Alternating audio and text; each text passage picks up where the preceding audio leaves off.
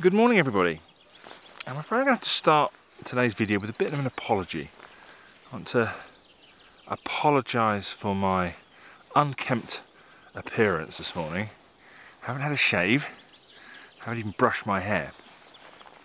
And the reason for that really is that it is 5 o'clock in the morning. We are a little after sunrise, although we've got a lovely cloudy sky this morning, so we didn't get any sunrise at all. And I've been up since 3:30, and I've actually been hiking for the last 45 minutes or so. Today I've come to the Swindale Valley, which is a very quiet, very peaceful valley, right on the edge of the Lake District National Park, close to where I live. And I've come here this morning because I want to climb a mountain called Selside Pike, or a fell called Selside Pike. It is a rather innocuous sort of fell. It's not going to be one of the ones that you've more than likely heard of, but it is very, very important to me because as the crow flies, it is the closest to where I live in Shap. What I actually wanted to do this morning was to get up into the hills above the Swindale Valley, which are the Harper Hills, which was where I was last week, before sunrise, and that gave me a good chance of making it to the top of Selside Pike in time to catch some of the last of golden hour, some of the last of the low-lying sun. But that's not really going to happen now because, as I say, it's really, really overcast. But I think that's good news because that gives us an opportunity to try and get a few shots today with a slightly more interesting looking sky. And the forecast is for cloud cover all day. We've got some rain coming in later this afternoon, this evening, but I should be home by then, I should hope. Yeah, so I'm going to push on now. I'll try and get up to Selside Pike, and I shall have my camera handy as I go, and I shall try and get a few shots of my climb.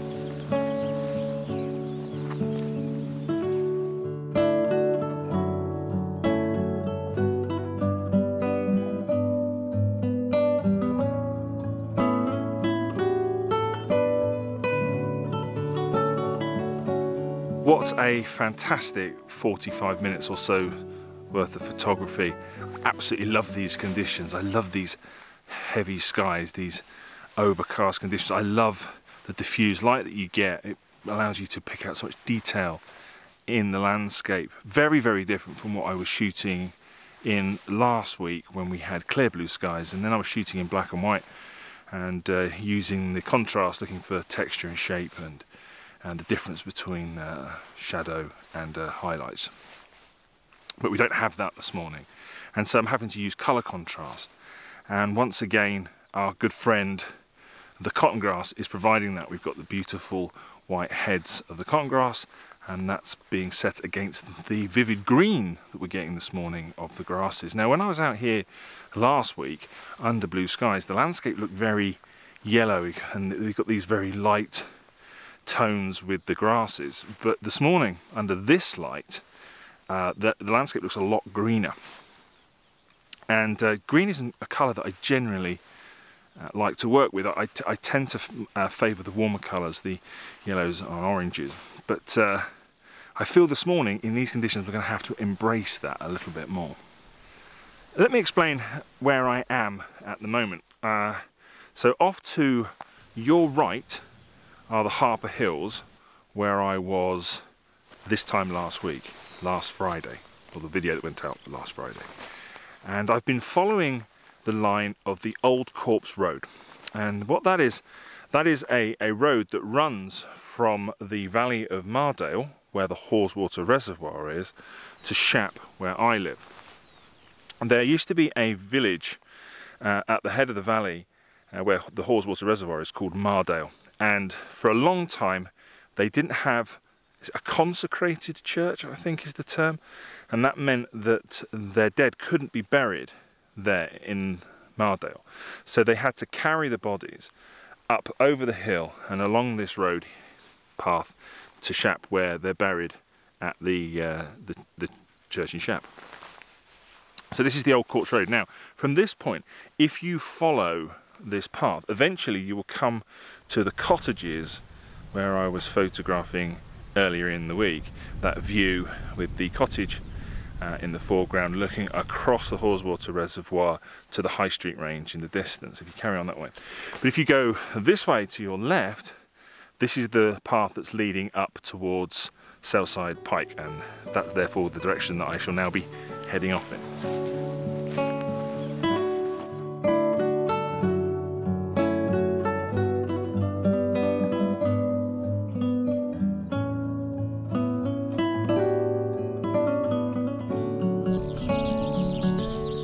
This is the summit of Selside Pike, and as you can see, it's dominated by this shelter here made up of all these old stones. And I want to now see if I can find a composition that uses that as a subject. So I'm going to spend a little bit of time just wandering around with the camera, looking at different angles and different combinations of foreground, midground and background, and see if I can come up with a shot.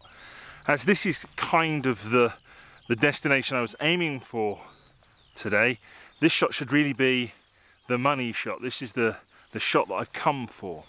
So I'm going to spend a little bit more time just walking around and trying different things.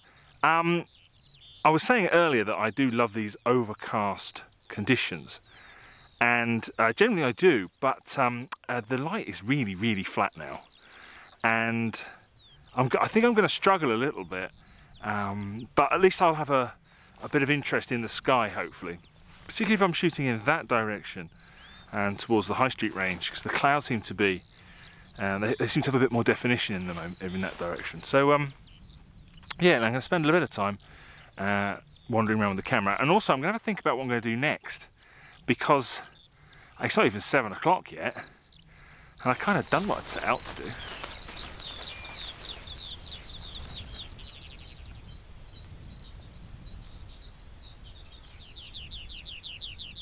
I am really not sure about any of those shots, if I'm brutally honest. I think I'm going to have to reserve judgment until I get back home and have a look at them on the computer.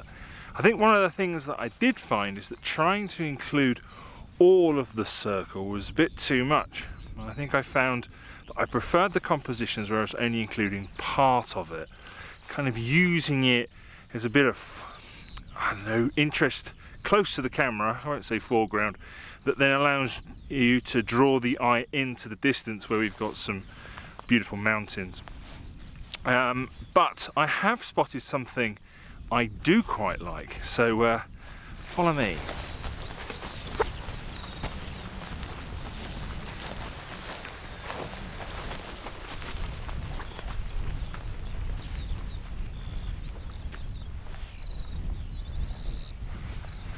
I do quite like this view here, with the lens at its longest, which is 45mm, which is about a 35mm equivalent of 72mm. That compresses this scene. I can use some of the cotton grass in the foreground, then I've got the view out towards the High Street range and Harter Fell. And there's some quite nice detail in the mountains, and I've got some quite nice detailed sky. Whether I can get enough contrast into the scene, I don't know at this stage, but I didn't realise from here you can actually see the two tarns that sit beneath High Street. You've got Blue Water, and I can't remember what the other one's called. I'll have to look it up in a minute, but yeah, I didn't realise you can see them from here.